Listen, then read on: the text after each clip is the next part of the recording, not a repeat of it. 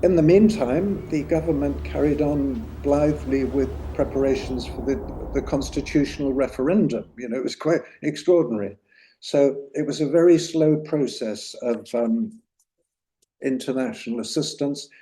And that meant that when the constitution was adopted, they brought in this system that was designed to allow the generals to take off their uniforms and put on a suit, and they would control the country in a more, if you like, acceptable and less militaristic way. But they were still going to, let's not kid ourselves, it was still going to be run by the military.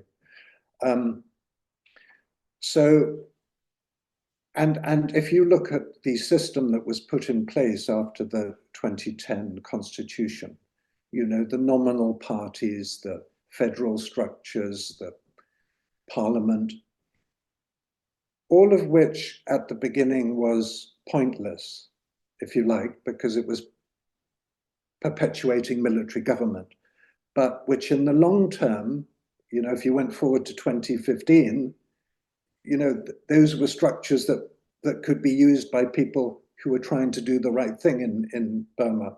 So I think that was important. It's even more depressing to see what's happening today, because of course all that excellent work has come to nothing in some respects. I find it's very sad because I left, and then in the period that followed, you saw the release of Aung San Suu Kyi, you saw the 2015 election, and then you've seen, and then what was particularly painful was I used to go back to, after I left the Foreign Office, I used to go back to Burma periodically. And it was fantastic to see the hotels full, to see people working, to see young Burmese people for the first time living quite normal lives, working in hotels, working in tourism, doing all of these things that other young people in ASEAN have taken for granted.